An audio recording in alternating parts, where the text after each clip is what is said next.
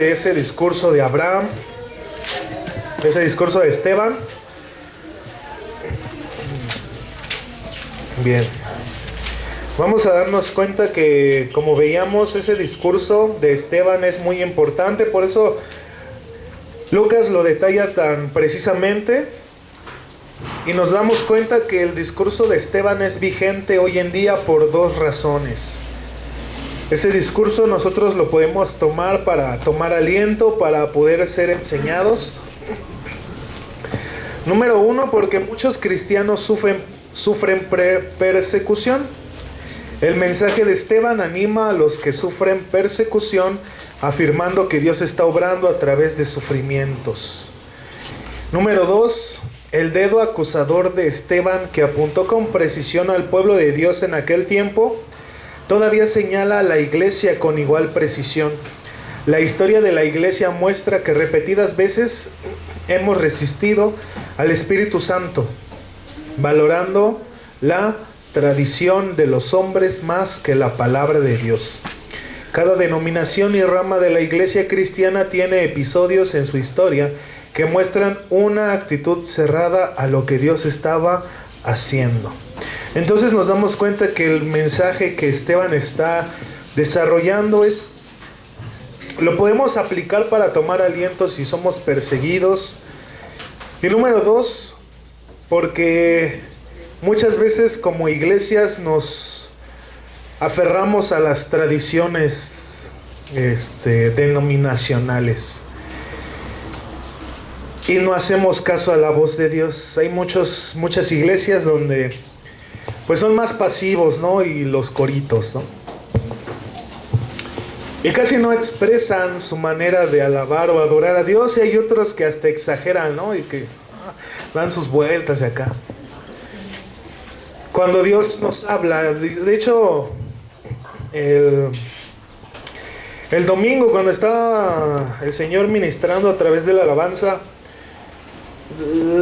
les decía, ¿por qué no adoramos, hermano? Hay muchos motivos por el que nosotros lo adoramos. Y si usted se pone a estudiar los salmos, cuando estudie acerca de la adoración y la alabanza, nos damos cuenta que se establece cómo es que Dios quiere que nosotros le alabemos y lo adoremos. Ahí dice levantar las manos. Y muchas veces la gente no lo hace. Y yo antes, un testimonio personal, yo antes, ya ve que estaba en la secundaria, pues estaba enfermo de la piel, ¿no?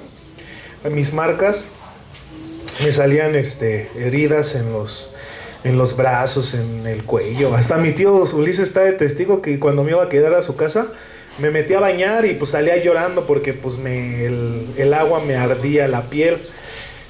Entonces yo en ese tiempo usaba camisas de manga larga, me daba pena. Y uno de esos motivos por qué no alzaba las manos en ese tiempo, porque me daba pena mi condición. Y una vez que Dios me sanó, dije, ahora las levanto más, porque Él me sanó. Y ahora si ven mis marcas son de testimonio y lo ocupo para predicar. No, pues ¿sabes qué? Yo estaba enfermo, pero Dios me sanó. Y hay muchos, es lo que le digo, nos dejamos llevar por la tradición de la denominación y no vemos la palabra de Dios. No vemos cómo aquí se instruye. Es lo que dice nuestro pastor. Si nosotros vamos a la iglesia y en Francia, pues que acostumbran tomar vino, ¿no? Y acá se persinan muchas denominaciones. En Rusia toman mucho vodka y acá ya estaríamos, no, es que es del diablo, se van a emborrachar.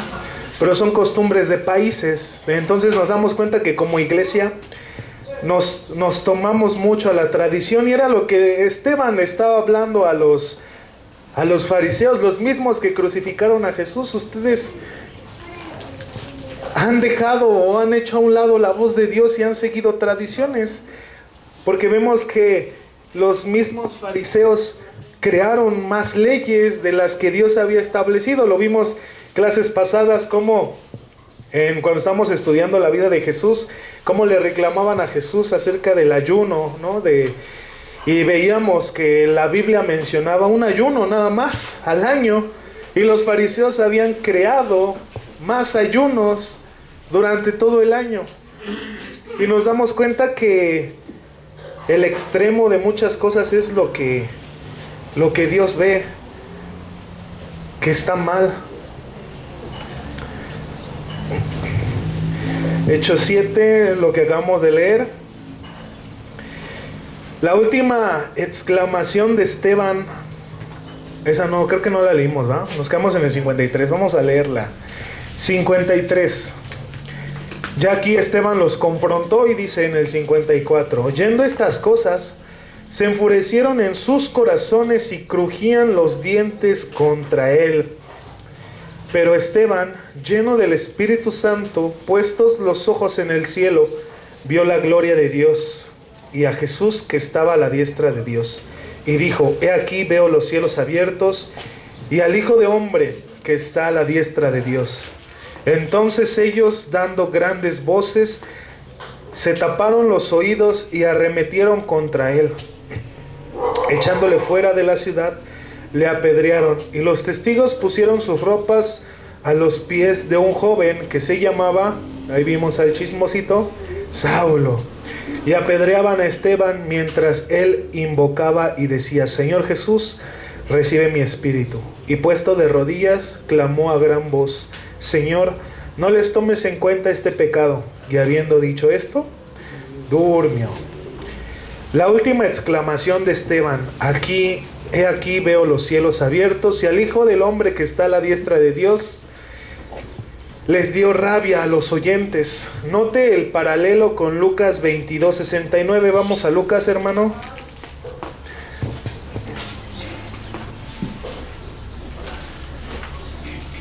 Lucas 22:69.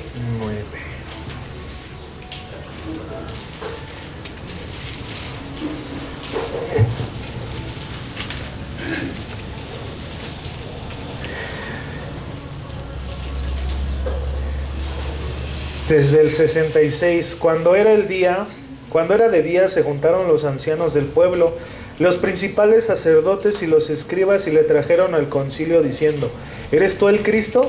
Dínoslo.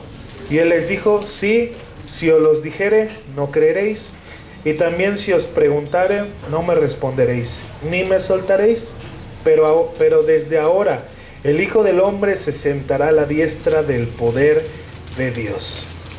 Entonces vemos cómo está haciendo una comparación. Esteban está hablando lo que Jesús... De hecho, Esteban está viendo cumplida esa palabra que Jesús había dicho, porque ya Esteban estaba viendo los cielos y estaba viendo a Dios y a la derecha a Cristo. Entonces estaba anunciando el cumplimiento de esa profecía que Jesús está diciendo en Lucas 22. Otras citas bíblicas que muestran a Jesús a la diestra de Dios o sentado a la diestra de Dios es Marcos 16:19, para que lo tenga de referencia, Romanos 8:34, Colosenses 3:1, Hebreos 10:12 y Primera de Pedro 3:22. Hechos 8 del 1 al 40, vamos a leerlo, hermano. Otra vez alguien que me ayude con los primeros 10.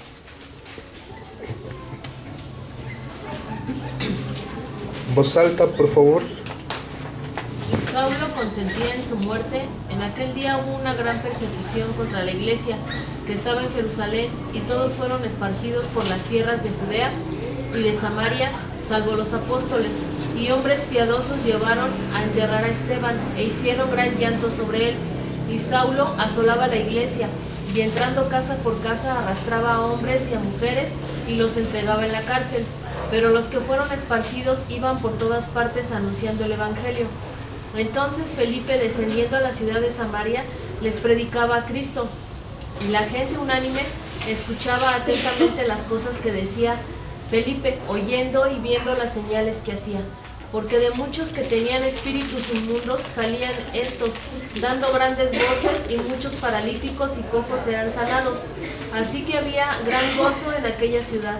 Pero había un hombre llamado Simón, que antes ejercía la magia en aquella ciudad, y había engañado a la gente de Samaria, haciéndose pasar por algún grande. A este oían atentamente todos, desde el más pequeño hasta el más grande, diciendo: este es el gran poder de Dios. ¿Hasta ahí? Sí. Otro que me ayude del 11 al 20, por favor. Y estaban atentos porque con sus artes mágicas les había engañado mucho tiempo. Pero cuando creyó a Felipe, que anunciaba el evangelio del reino de Dios y el nombre de Jesucristo, se bautizaban hombres y mujeres. También creyó Simón mismo, y habiéndose bautizado, estaba siempre con Felipe, y viendo las señales grandes milagros que se había, estaba atónito. Cuando los apóstoles que estaban en Jerusalén oyeron que Samaria había recibido la palabra de Dios, enviaron allá a Pedro y a Juan, los cuales habían venido, oraron por ellos para que recibiesen el Espíritu Santo, porque aún no había descendido sobre ninguno de ellos, sino que solamente había sido bautizado en el nombre de Jesús. Entonces les imponían las manos, recibían el Espíritu Santo. Cuando vio Simón que por la imposición de las manos de los apóstoles se daba el Espíritu Santo, les ofreció dinero, diciendo: dadme también a mí este poder, para que cualquiera a quien yo impusiere las manos reciba el Espíritu Santo. Entonces Pedro le dijo: tu dinero perezca conmigo, porque has pensado que el don de Dios se obtiene con dinero. No tienes tu parte ni suerte en este asunto, porque tu corazón no es recto delante de Dios. Arrepiéntete, pues, de esta tu maldad, y ruega a Dios si quizá te sea perdonado el pensamiento de tu corazón, porque en hiel de amargura y en prisión de maldad veo que estás. Respondiendo entonces Simón dijo: rogad vosotros por mí al Señor, para que nada de esto que habéis dicho venga sobre mí. Y ellos, habiendo testificado y hablando la palabra de Dios, se volvieron a Jerusalén, y en muchas poblaciones los samaritanos anunciaron el evangelio. Hasta ahí. Aquí podemos ver cómo ahora el Espíritu Santo está usando a la siguiente generación de creyentes. Primero utilizó a Esteban, y ahorita vamos a continuar porque la predicación se va a extender hacia Samaria y empieza el ministerio de Felipe. Y ahí ya vemos a entrar en escena, Lucas empieza a meter al apóstol Pablo, lo empieza a meter para que ya en el capítulo 9 desarrolle todo su tema. Ahora vamos a leer del 26 al 40, por favor. Ahora yo lo leo todo. Un ángel del Señor habló a Felipe diciendo: levántate y ve hacia el sur por el camino que desciende de Jerusalén a Gaza, el cual es desierto. Entonces él se levantó y fue. Y sucedió que un etíope eunuco, funcionario de Candas, reina de los etíopes, el cual estaba sobre todos sus tesoros y había venido a Jerusalén para adorar, volvía sentado en su carro y leyendo al profeta Isaías. Y el Espíritu dijo a Felipe: acércate y júntate a ese carro. Acudiendo Felipe, le oyó lo que leía el profeta Isaías y dijo: ¿pero entiendes lo que lees? Y él dijo: ¿cómo podré si alguno no me enseñare? Y rogó a Felipe que subiese y se sentara con él. El pasaje de la escritura que leía era este: como la oveja a la muerte fue llevado, y como cordero mudo delante del que lo trasquila, así no abrió su boca. En su humillación no se le hizo justicia, mas su generación, ¿quién la contará? Porque fue quitada de la tierra su vida. Respondiendo el eunuco dijo a Felipe: te ruego que me digas, ¿de quién dice el profeta? ¿De sí mismo o de algún otro? Entonces Felipe, abriendo su boca y comenzando desde esta escritura le anunció el evangelio de Jesús. Y yendo por el camino llegaron a cierta agua, y dijo el eunuco: aquí hay agua, ¿quién pide que yo sea bautizado? Felipe dijo: si crees de todo corazón, bien puedes. Y respondiendo dijo: creo que Jesucristo es el Hijo de Dios. Y mandó a parar el carro, y descendieron ambos al agua, Felipe y el eunuco, y le bautizó.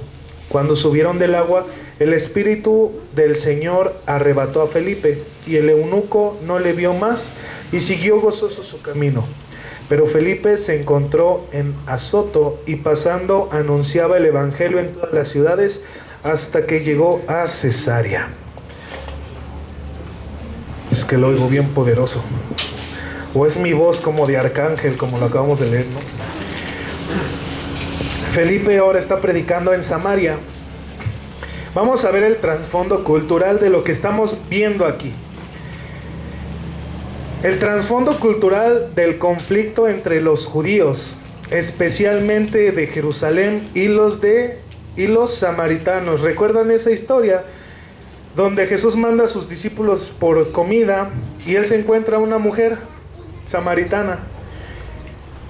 Y empieza una disertación, ¿no? Porque le dice la mujer: ¿cómo tú puedes estar hablando conmigo, no? Y Jesús le dice: si tú supieras quién soy yo. Entonces vemos que desde ese tiempo había una división de cultura. Los judíos no querían a los samaritanos. Y vamos a ver por qué. Después del reino de Salomón, en el 930 a.C., 10 tribus se separaron de las dos restantes para formar una nación aparte. Las primeras formaron la nación de Israel, el reino del norte, y las otras dos la nación de Judá, el reino del sur.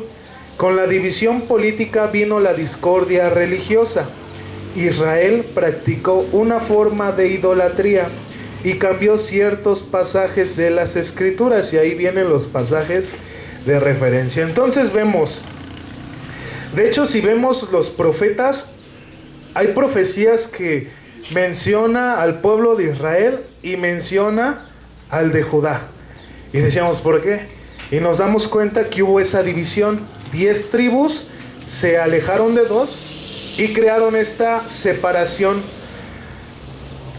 La de Israel, que podemos ver que son los judíos, los de Jerusalén eran los más apegados a la ley, que como acabamos de leer, quitaron algunos versículos. Y los otros que quedaron, que fueron los de Judá, que eran los de los samaritanos y todo eso. En el año 722 a.C., Israel fue vencido por Asiria. Parte de su población fue despoblada y parte dejada en la tierra con inmigrantes de otras naciones vencidas por Asiria. El resultado fue una mezcla racial y religiosa que dio como resultado a los samaritanos. Entonces, el pueblo, o en ese tiempo, la nación de Israel, porque recordemos, Israel y Judá eran dos naciones diferentes, las de Israel fueron los que fueron nombrados samaritanos. La nación de Judá fue deportada a Babilonia en el 587 a.C., 135 años después de Israel, pero logró mantener su identidad racial y religiosa por medio de la institución de la sinagoga y porque Babilonia no mezclaba las naciones conquistadas. Entonces vemos que perseveró el reino de Judá, que eran los de Jerusalén, y había esa división porque los samaritanos eran mezcla de judíos con otros tipos de razas, y los de Judá habían permanecido en puros judíos. Cuando Judá regresó de la cautividad a la tierra de Palestina, 70 años después, hubo una serie de conflictos y guerras entre ellos y los samaritanos, lo que profundizó el rechazo mutuo entre ambos pueblos. Todo eso hace notable la extensión del evangelio a Samaria. Había necesidad de penetrar una barrera gigantesca establecida por la cultura y la religión. Entonces nos damos cuenta cómo había esa división de culturas, ¿no? Los que habían permanecido y los que habían acatado el mandato de permanecer judíos con judíos, y los samaritanos que habían sido mezcla de judíos con otras naciones.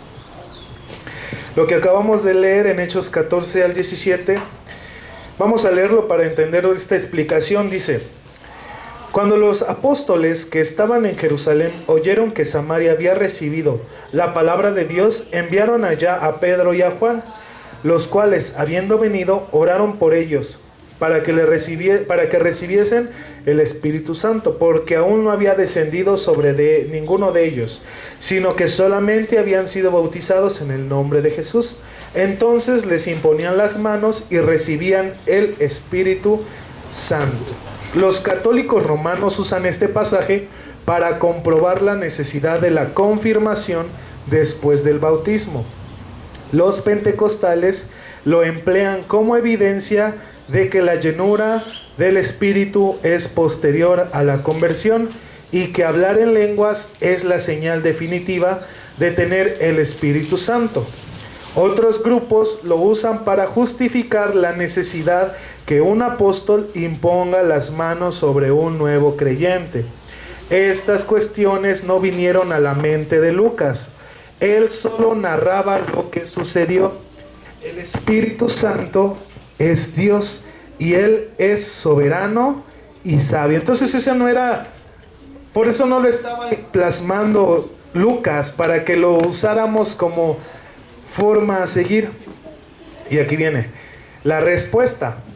Probablemente por el profundo rechazo entre judíos y samaritanos fue necesaria esta manera de proceder para convencer a los apóstoles y a los judíos de la iglesia de Jerusalén respecto a la autenticidad de la conversión de los samaritanos ante la predicación de Felipe. Recuerdes que cuando nosotros leemos la palabra tenemos que ver también, aparte del contexto, el trasfondo cultural. Es las preguntas que nos dice nuestro pastor que tenemos que hacernos.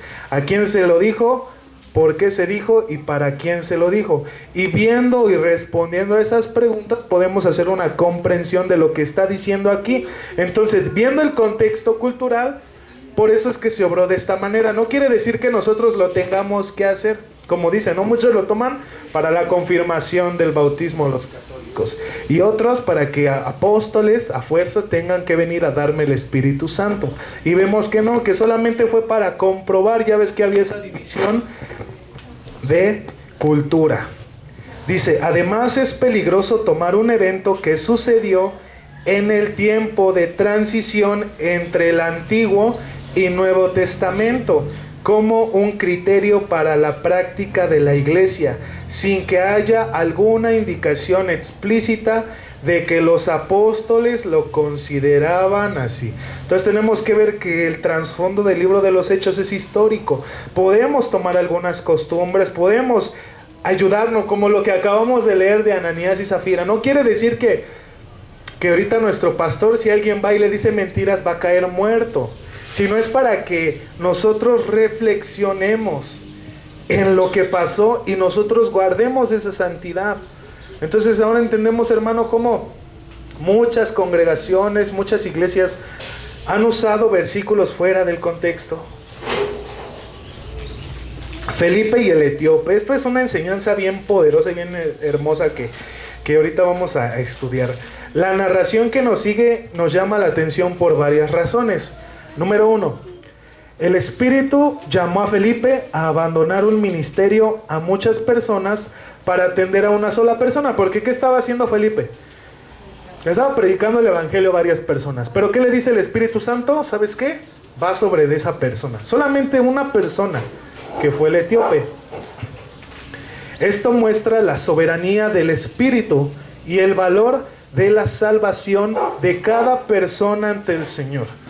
Cada uno de nosotros tuvo un valor muy especial ante Dios. Y todos los que no lo conocen tienen un valor si es que son escogidos. Y Dios va a usar todo para que ellos conozcan, para que el remanente entre al reino de los cielos. Número 2. El etíope era natural de un país lejano al sur, un lugar ubicado en lo último de la tierra, que es Etiopía. La iglesia cristiana de Etiopía es una de las más antiguas del mundo. Ellos dicen que su historia empezó con la llegada de este eunuco y su encuentro con Felipe. Ahora vemos por qué el Espíritu Santo le dijo a Felipe, vete sobre ese, porque esa persona iba a tener gran influencia el cristianismo para su nación. Así que es posible que por medio de la evangelización de una sola persona, Felipe hiciera más que lo que hizo en su ministerio a muchos en Samaria. Posiblemente todo esto aconteció para cumplir la profecía de Isaías 18 y en especial en el versículo 7. Hay una profecía acerca de esta nación. Vamos a Isaías y aquí se cumple a través de Felipe. Isaías 18. Todo habla acerca de Etiopía, pero vamos a enfocarnos en el versículo 7. En aquel tiempo se traía ofrenda a Jehová de los ejércitos del pueblo de elevada estatura y tez brillante. Entonces yo puedo decir que soy de tez brillante, aquí lo dice la Biblia, porque ¿cómo eran los etíopes? Y negritos. Entonces ya no me digan negro, tez brillante. Para no hacer discriminación ni prejuicios y no lastimar a otra persona, mejor le digo, mira, tienes tez brillante. Ya. Solo los que estudiamos esto vamos a saber qué onda.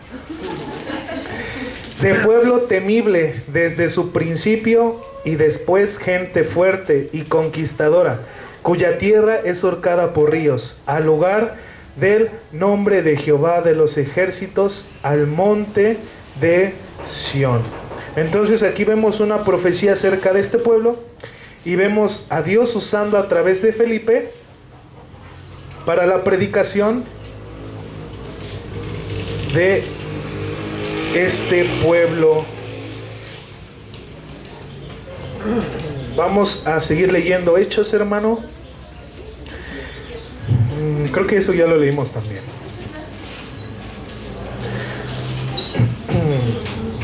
Ahora vamos a analizar un poco más acerca de este tema porque es muy importante que nosotros analicemos. De hecho, hay una doctrina que se llama la doctrina de la providencia de Dios y vamos a leer, a analizarlo un poquito. Ya después usted la va a analizar más adelante. En Hechos 8:26, un ángel ordena a Felipe abandonar el campo misionero en Samaria para un largo viaje a un lugar desierto. Solo los ricos tenemos que ver algo importante del contexto histórico del que se nos está hablando acerca de esta predicación de Felipe. Solo los ricos podían viajar en carro. Viajar era más peligroso en aquel tiempo que ahora. Los ricos viajaban protegidos con escoltas armados que no permitían a nadie acercarse. Entonces vemos los obstáculos que tuvo que pasar Felipe para poderle predicar a este eunuco. El Señor obra en el creyente para hacerlo estar en el lugar apropiado y en el tiempo propicio.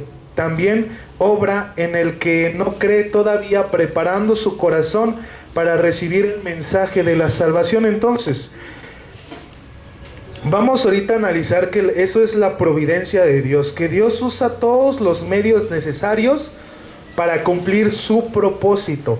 Porque vemos estas condiciones que estamos viendo, que el eunuco era una persona rica y que tenía escolta, tenía guaruras. Entonces Felipe, para poder acercarse al eunuco, tuvo que pasar por esos filtros y Dios tuvo que mover para que él pudiera acceder. Y es lo que nosotros tenemos que aprender con esta enseñanza, de que Dios, para cumplir su propósito, va a hacer todo lo necesario. Si te tiene que poner una enfermedad, la va a poner. Si te tiene que quitar cosas, lo va a hacer.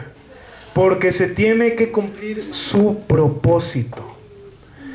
Fue lo que, aprovechando que aquí está el hermano Ángel, me platicaba acerca de su familia, ¿no? Tuvo que fallecer su madre para que ahora el hermano pudiera ir y predicarles a su familia que una vez lo sacaron golpeando. Entonces vemos cómo Dios, en su soberanía, que ahorita vamos a ver tantito de eso, hace todo lo posible, todo, para que se cumpla su propósito. Y lo vemos a través de Felipe con el eunuco. Porque el eunuco iba a desarrollar ese papel importante de llevar el evangelio a su región.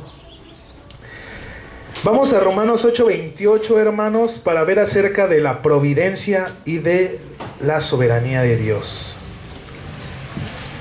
Nada más lo vamos a ver muy rápido, no es el tema principal.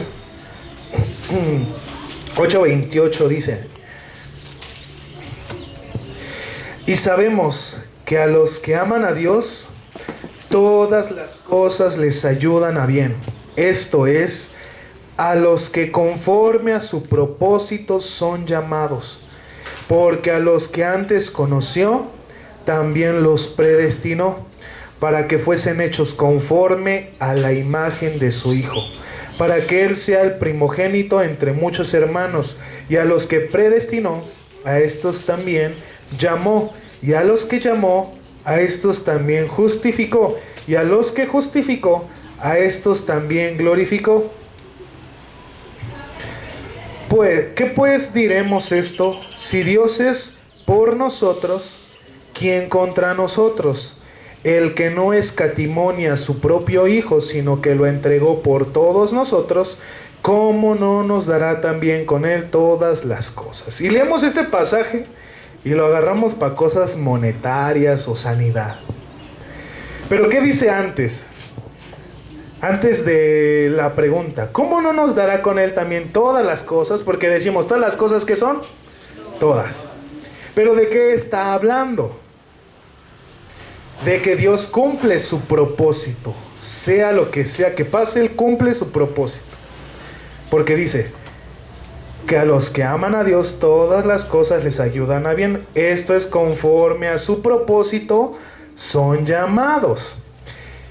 Para que se cumpliera el propósito de Dios de nuestra salvación, ¿qué tuvo que pasar? ¿Quién tuvo que morir? Y lo está diciendo aquí el apóstol Pablo. El que no escatimó ni a su propio Hijo, o sea, para que Dios cumpliera ese propósito, no escatimó a su Hijo, lo usó. Entonces, si Dios nos quita algo, si Dios pone algo, es para su propósito. Y nosotros no podemos quejarnos porque Él usó a Cristo para redimirnos. Lo más valioso que Él tenía, el ángel del Señor, el ser nunca antes creado, la gloria del cielo, lo usó para que tuviera que morir por nosotros. Puede usar una enfermedad, puede usar lo que sea para cumplir su propósito. Entonces ahí vemos una parte de la soberanía de Dios. ¿Qué es la soberanía de Dios? Es su derecho y poder para hacer todo lo que Él decide hacer. Eso es la soberanía de Dios. El derecho y poder para que Él haga todo lo que Él quiera hacer. Vamos a Job 42, 2. Es lo que dice nuestro pastor, ¿no? ¿Y por qué te escogió a ti si hay gente mejor que tú y más buena que tú? ¿Y qué dice nuestro pastor? Pero a Él se le dio la gana de escogerme a mí. Y esa es la soberanía de Dios. 42:2 dice: yo conozco que todo lo puedes y que no hay pensamiento que se esconda de ti. Todo Él lo puede. Entonces es ese derecho que Él tiene para hacer lo que Él quiere. Pero ¿qué es la providencia? Porque no son cosas iguales. Podría parecer que es lo mismo, pero no es lo mismo.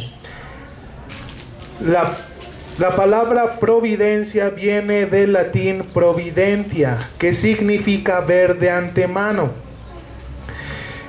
Eso tiene un prefijo que es pro y videntia.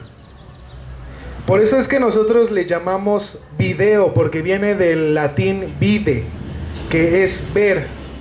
Por eso video, yo veo algo. Entonces, providencia es ver de antemano.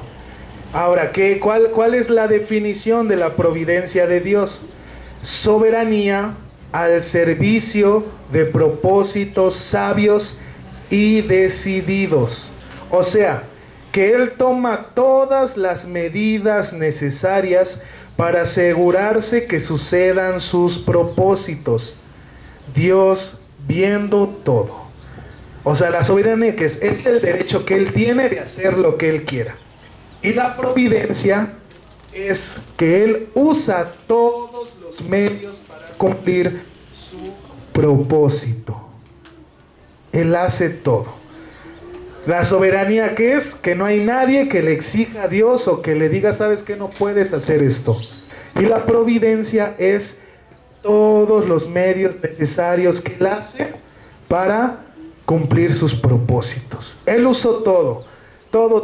Si usted se pone a pensar en su historia de cómo conoció a Cristo y cómo la persona que le compartió a Cristo, si Dios no hubiera salvado antes a esa persona, tal vez usted no estuviera aquí. Dios usó a esa persona para que usted llegara. Entonces, vemos ahí la providencia de Dios, que Dios usó los medios. Usó a esa persona en su testimonio de su vida, que él fuera salvo, para que en un momento de su vida te compartiera a ti y tú hoy estuvieras aquí.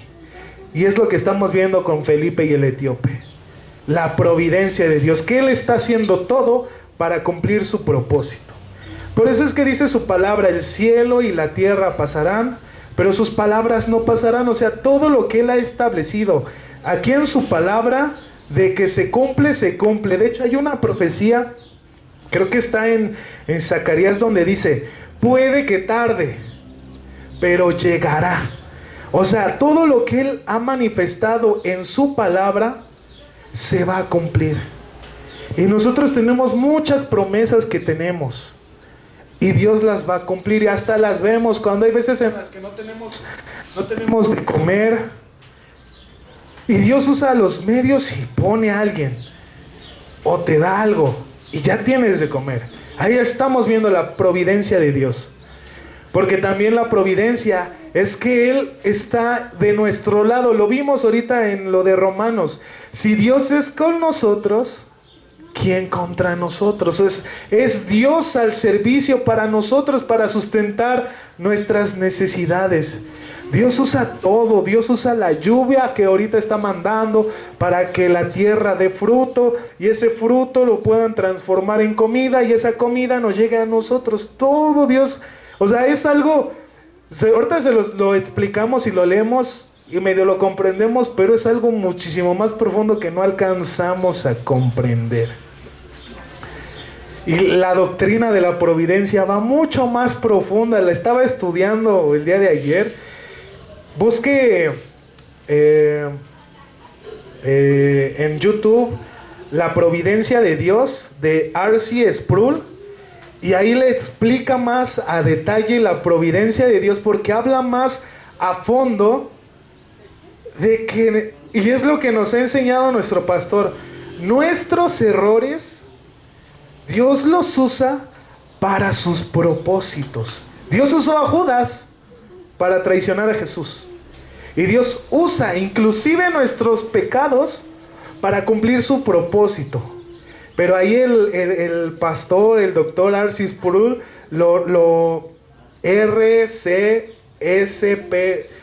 RC son sus nombres y Sproul es su apellido. Y así lo busca y lo encuentra en YouTube. Y lo explica de una manera tan tremenda, y ahí lo va a entender más adelante. Y ahorita nada más les quiero dar un pequeña salpicada del panorama, porque lo estamos viendo a través de Felipe y el etíope, que cómo Dios movió todo para que Felipe le compartiera el etíope y el etíope llevara el evangelio a su país. Y es como lo acabamos de ver, ¿no? Que ese pueblo de Etiopía, la iglesia en Etiopía es una de las más antiguas. Entonces vemos cómo sus propósitos. Vamos ahí a Isaías 46, 10.